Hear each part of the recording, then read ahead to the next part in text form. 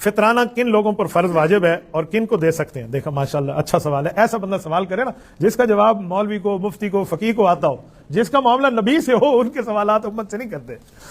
دیکھیں جو فطرانے کا معاملہ ہے نا، فطرانہ ذہن میں رکھیں کہ گندم وغیرہ تقریباً 2.5 کلو ہو، یہ اس کی قیمت. اوپر جو ہے، کشمش ہے، کھجور ہے، وہ 4 کلو ہے. ٹھیک ہے، نبی پاک صلی اللہ علیہ وآلہ وسلم نے یہ فطرانہ فرمایا. اب فطرانہ کس پہ ہے؟ کچھ لوگ سمجھتے ہیں جس نے روزے نہیں رکھے فطرانہ اس پہ ہے، جس نے روزے رکھے ہیں وہ تو جان چھوٹ گئی. فطرانہ اس بندے پہ ہے جس نے روزے رکھے ہیں. آپ کہیں گے کیا مطلب روزے بھی رکھے فطرانہ بھی دے؟ بھائی روزے میں کمی بیشی ہو جاتی ہے. کہیں بندہ غیبت کر بیٹھتا ہے، کہیں سن بیٹھتا ہے، جھوٹ بول بیٹھتا ہے، کہیں جھوٹ سن بیٹھتا ہے، اللہ معاف کرے کہیں گانا گا بیٹھتا ہے، کہیں سن سکتا ہے. ایسی جو اوپر نیچے بندے کے معاملات ہو جاتے ہیں نا، تو اس کی کمی کو پورا کرنے کے لیے فطرانہ ہے. یہ اس کی ہے تاکہ وہ کمی. عمرے پہ لوگ جاتے ہیں نا، ہم انہیں کہتے ہیں عمرے کے بعد آپ کچھ نہ کچھ صدقہ دے دیا کریں. وہ کہتے ہیں ہمارے اوپر دم تو لازم نہیں ہے. میں کہا دم ہوتا تو آپ کو دم دینا ہوتا، دم نہیں ہے تبھی آپ کو صدقہ کہہ رہے ہیں تاکہ وہ جو کمی بیشی رہ گئی نا وہ پوری ہو جائے. میں آپ کو اس کی ایک مثال دوں. ہمارے تبلیغی جماعت کے جو بزرگ ہیں وہ ایک جملہ ارشاد فرماتے ہیں.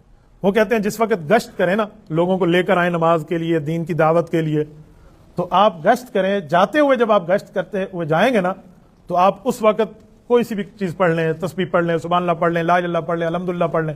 لیکن جب آپ گشت ختم کر کے واپس آئیں گے تو آپ استغفار کریں. وہیں سے واپسی پر مسجد تک استغفار ہو. استغفار کے لیے لوگ سمجھتے ہیں یہ تو گناہ کے اوپر استغفار ہوتا ہے، یہ تو انبیاء کا کام ہے، نیکی کا کام ہے، لوگوں کو مسجد کی طرف لانا، اللہ کی طرف لانا، تو اب استغفار کیوں کریں؟ تو اس کا جواب وہ حضرات دیتے ہیں اور بڑا پیارا جواب دیتے ہیں.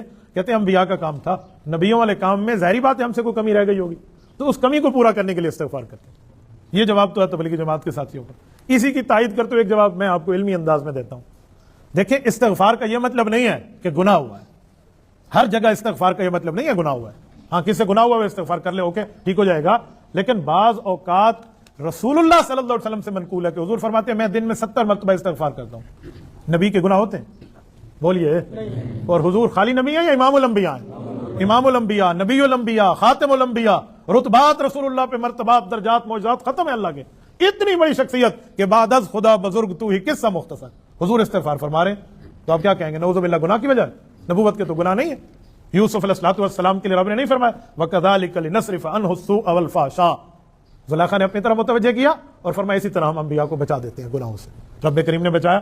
رسول اللہ صلی اللہ علیہ وسلم کے لیے فرمایا لِيَغْفِرَ لَكَ اللَّهُ مَا تَقَدَّمَ مِنْ ذَنبِكَ وَمَا تَأَخَّرَ. نبی کے کوئی گناہ نہیں ہے جسے سمجھتے ہو اگلے پچھلے معاف ہے. تو وہ نبی استغفار کریں ایک دن میں 70 مرتبہ، تو اس کا مطلب یہ نہیں ہے کہ گناہ پہ استغفار ہوتا ہے، بلکہ اس کا مطلب ہے کہ اپنی نیکی کی حیثیت کو بڑھایا جاتا ہے، اس لیے استغفار ہوتا ہے. تو ادھر بھی یہ جو فطرانہ ہے یہ گویا روزے کا استغفار ہے کہ اللہ یہ نیک کام تھا، اچھا کام تھا، بہتر کام تھا، مجھ سے نہیں ہو سکا لہٰذا میں فطرانہ کر رہا ہوں. نمبر 1. نمبر 2، نابالغ بچے پر بھی فطرانہ ہے. باپ کے اوپر فطرانہ ہے تو وہ نابالغ بچے کے بھی دے گا. اب آپ کے ذہن میں آئے گا کہ نابالغ بچے نے تو روزہ رکھنا نہیں ہے، اس پہ کہاں سے استغفار کا معاملہ آ گیا؟ تو ادھر ایک بات ذہن میں سمجھیں، ادھر والد کو ترغیب دی جا رہی ہے کہ دیکھیں تیرے اوپر ذمہ داری ہے تو ان کا معاملہ ادا کرے گا. گویا تو ترغیب دے رہا ہے اپنی اولاد کو کہ بیٹو آج تم نابالغ ہو، تمہارا فطرانہ میں دے رہا ہوں، کل تمہارے اوپر تمہاری اولاد کی ذمہ داری آئے گی تو کرنا ہوگا. یہ حقوق ہوتے ہیں، یہ سمجھایا جا رہا ہے. میں نے بھی اپنے نابالغ بچوں کو فطرانہ دیا، تو یوں فطرانے آپ نے دینے ہیں. بلکہ علماء نے لکھا ہے کہ فطرانہ اس بچے کا بھی والد پہ دینا واجب ہے جو بچہ 1 شوال کی صبح سے پہلے پیدا ہو گیا. یعنی صبح عید ہے نا، وہ رات کو پیدا ہو گیا، عید علی رات، ہمارے دیہات میں اس کا نام رکھتے ہیں عیدو خان. وہ اگر عیدو خان بن گیا، عید والی رات پیدا ہوا ہے، تو اس عیدو خان کا بھی آپ نے فطرانہ اس کے والد نے دینا ہے. اس حد تک فطرانے کا معاملہ ہے. اور فطرانے کا وقت کب ہے؟ رمضان کا چاند طلوع ہوا، فطرانہ شروع ہو گیا. چاہے آپ پہلے دے دیں روزے کا پھر بھی ٹھیک ہے، بہت اچھا، نو ایشو. رمضان میں دینا تو زیادہ بہتر ہے تاکہ کسی غریب کے پاس جائے گا کوئی 10 15 20 50 آدمیوں کا فطرانہ تو وہ اس سے اپنی کوئی ضرورت کی چیز لے لے گا عید سے پہلے پہلے. آخری ٹائم جو ہے، آخری ٹائم اس کا یہ ہے کہ عید نماز کے جانے سے پہلے پہلے دے دیں. یہاں بھی یہ غلطی ہے. لوگ سمجھتے ہیں افضل ٹائم وہی ہے جو عید کے دن دے دیں. وہ افضل نہیں ہے، وہ ٹائم کی لمیٹیشن بتائی جا رہی ہے. بھائی آخری ٹائم وہی ہے. جوتیاں جھا مل ویسے بھائی نماز، ٹھیک ہے نا، تو وہ بتایا جا رہا ہے.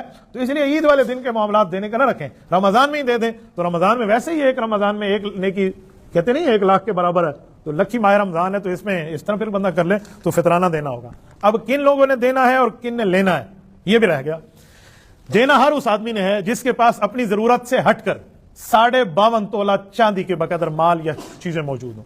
52.5 تولہ چاندی آج کے دور میں کوئی 1.5 لاکھ کے لگ بھگ بنتی ہے. آپ بتائیں گے مجھے, ہمارے جیولر بھائی بیٹھے ہیں, 52.5 تولے چاندی کی قیمت کتنی مل جی؟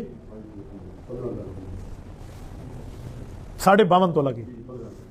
بس اسی کے لگ بھگ جس آدمی کے پاس پیسے ہیں نا, تو وہ آدمی جو ہے نا کیا کہتے ہیں, فطرانہ دینے کی پوزیشن میں ہے. اور جس کے پاس اتنا مال بھی نہیں ہے وہ فطرانہ لے گا.